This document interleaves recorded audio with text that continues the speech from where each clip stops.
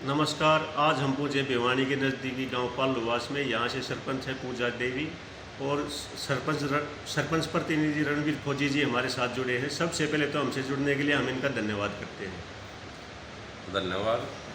सबसे पहले मैं आपका ऑस्कर क्रांति हरियाणा का यहाँ पालवास गांव में पहुंचने का बहुत बहुत धन्यवाद आभार सर। करता हूं।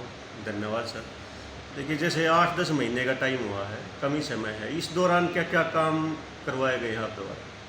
सबसे पहले तो हमने जो गांव में पीने के पानी की सुविधा के लिए काफ़ी प्रयास किए हैं, कुछ सुविधा बनी है। हमने जब सीएम साहब जन संवाद में आए थे उनके पास भी कुछ डाला है कि जी हमारा ये प्रॉब्लम है, तो उनके लिए हमारे पास अप्रूवल आई हुई है, एक टैंक बनना है। मतलब आने वाले समय में सिरे चढ़ जाएगी। हाँ जी, इसकी प्रयास चल रहे हैं, अधिकारियों से मीटिंग चल रही है।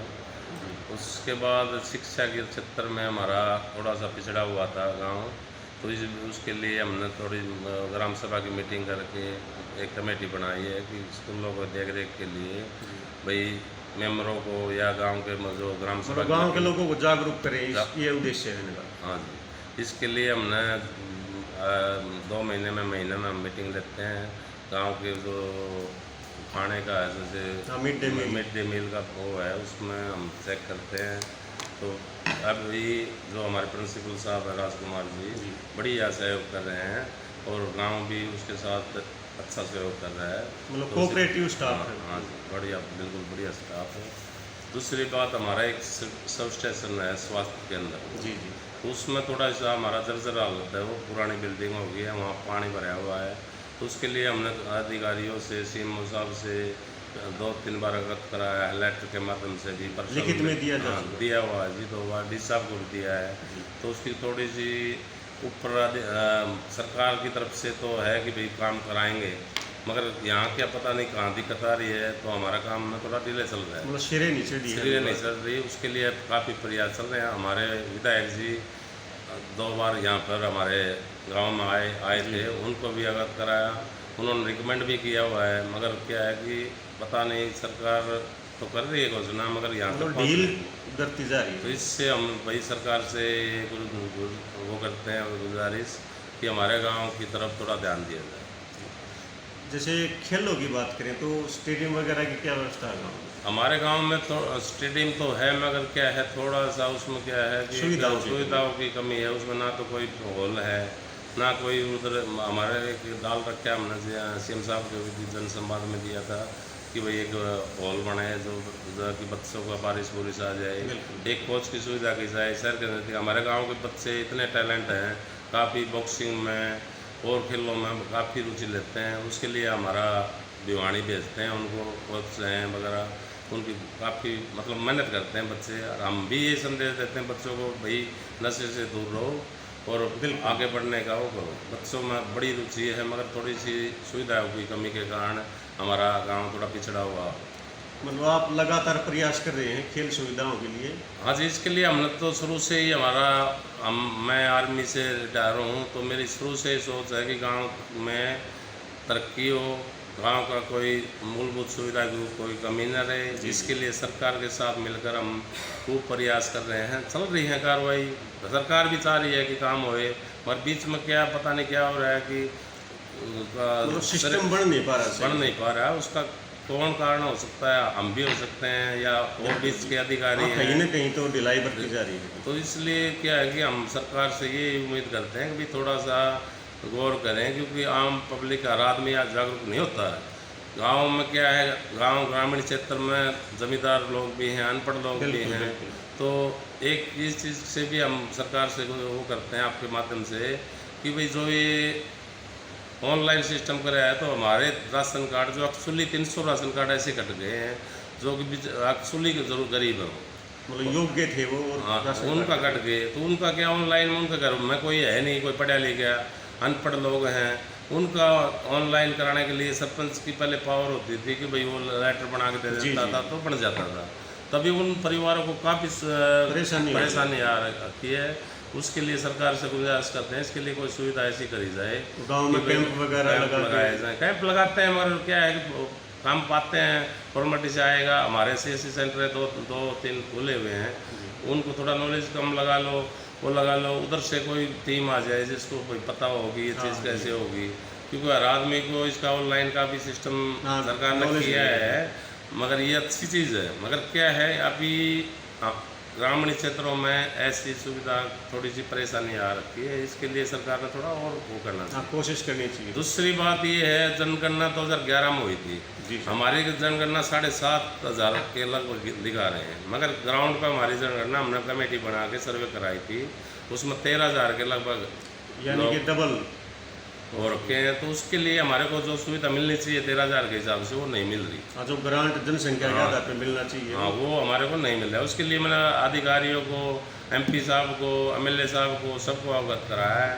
मगर क्या है कि उसमें क्या कार्रवाई होगी, वो बोल रहे हैं कि जो कागजों में है उस चीज़ से मिलेगा। 3,000 तो हमारे किराएदार रहते हैं, उनका कहीं एंट्री नहीं है, क्योंकि शहर के नज़दीक काम होने के कारण हमारी शहर की सुविधा के हिसाब से गांव का कल्चर है, और ये देते हैं ग्रामीण क्षेत्र की वो, क्योंकि हमारे साइड से कॉलोनी बन गई है, हमारा गांव शहर कॉलोनी के बीच में आ गया है, तो शहर की सुविधा लेते हैं हमारे गांव के लोग, तो उसके कारण भी थोड़ा पिछड़ा हुआ। ग्रांट मतलब एक गांव के हिसाब से आती है सुविधा, तो उसमें हर चीज़ बोलते हैं जी, हम पब्लिक हेल्थ के अधिकारियों से मिलते हैं तो वो बोलते हैं आपकी जनसंख्या इतनी है तो हम उसके हिसाब से पानी इतना दे सकते हैं, तो वो दिक्कत आ रही है सर। उसकी वजह से हमारे पानी की थोड़ी सी दिक्कत है, क्योंकि कहीं बड़ा काम हो गया, अभी जनसंख्या ज़्यादा होगी, जनगणना हुई नहीं है, 13-14 साल हो गए, तो इसलिए सरकार से ये भी हम उम्मीद करते हैं, गुजारिश करते हैं कि भाई हम जनसंख्या करवाई जाए, इन चीज़ों को अपडेट करें भाई। आने वाले टाइम में जो ग्रांट है वो जनसंख्या आधार पे मिले। तो इससे हमारे को जैसे जनसंख्या पूरी दिखाने से हमारे को काफ़ी सुविधा मिल जाएगी। जैसे गंदे पानी की निकासी की अमूमन गांव में समस्या है, यहाँ किस प्रकार की स्थिति है गंदे पानी? यहाँ पर सर 3 तालाब हैं गांव के आबादी के अंदर।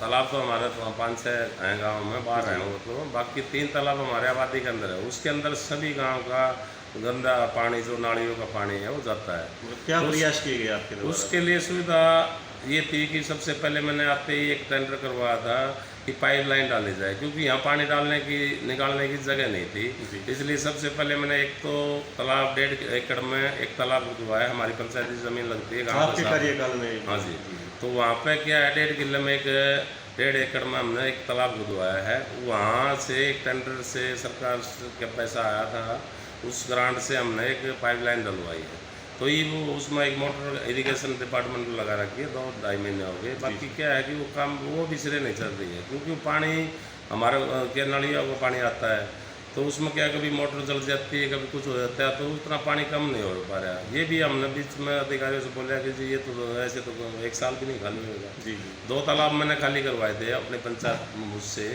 उसमें मैं हमने तकरीबन 70-80 हज़ार 1 लाख के लगभग में हमने खाली करा दिए। अभी इसको 3 महीने हो गए, 1.5 फुट पानी कम हुआ है, तो कभी मोटर चल जाती है, क्योंकि महकमे का काम है, महकमे वाले चेक करने आते हैं, मगर क्या है कि कई जगह काम चल रहा है, तो उसको देख सही नहीं हो, सही व्यवस्था बन नहीं पाई, लगातार भाई काम चलता रहे, तो बीच में मोटर चल जाती है तो वो 2-3 दिन बाद ठीक होती है। तो इससे क्या है कि सरकार का ये जो महकमों के काम है ना, आपस में तालमेल नहीं बन रहा है। जी, क्योंकि इससे सारा तालमेल बन के काम होए तो मतलब सरकार को पहले अपने सिस्टम में सुधार की आवश्यकता है। सिस्टम में थोड़ी सी दिक्कत हो रही है सर, कि वो कि सरकार चाहती है भाई काम होए, जी, बाकी अधिकारी भी चाहते हैं भाई हो काम, मगर क्या है ग्राउंड लेवल पर काम नहीं हो रहा, कागजों में ज़्यादा काम हो रहे हैं, ग्राउंड पर काम की बहुत कमी, तालमेल की कमी मान के चले इस बार। हाँ वो तो है। मतलब गांव के जो युवा हैं उनको आप हमारे चैनल के माध्यम से क्या मैसेज देना चाहिए? भाई युवाओं को यही संदेश है भाई अपना शरीर का ध्यान रखें, नशे से दूर रहें। नशा शरीर को ख़त्म कर देता है, क्योंकि उस टाइम पर जवानी में पता नहीं लगता, ये बाद में ऊपर तक जाता है आदमी तो बहुत हानि करता है। तो हम तो लोगों से यही मीटिंग करते हैं, सब यही बताते हैं भाई नशे से दूर रहो और जो अपने शरीर का ध्यान रखो, पढ़ाई लिखाई में ध्यान दो, आगे पढ़ो, जिससे हमारा देश प्रदेश आगे बढ़े, गांव का क्षेत्र का नाम ऊंचा हो। रणबीर फौजी जी से हम बात कर रहे हैं, 17 साल लगभग, 17 साल मतलब देश सेवा की और गांव ग्रामीणों की सेवा के लिए अब तत्पर हैं। हम भविष्य में चाहते हैं जो ये छोटे मोटे काम बताए हैं इनके प्रयासरत हैं, जिनके लिए आने वाले टाइम में सरकार ग्रामीणों को सभी सुविधा दे और इन मतलब सर कोई ऐसी समस्या जो लंबे समय से चली आ रही हो गाँव में, आपका उस पर फोकस हो कि ये समस्या जल्दी हमारे सर पानी की जैसे जनसंख्या की बताई थी मैंने कि भाई इतनी हो रखी है तो पानी की कमी पड़ रही है। एक टैंक के लिए हमने सीएम साहब को जनसंवाद में यहाँ आए थे पड़ोसी गाँव में, तो वहाँ पर दिया हमने 18 काम दिए थे, उसमें 1-2 काम के लिए तो मेरे पास आया हुआ है कि भाई आप ऐसे ऐसे कर लो।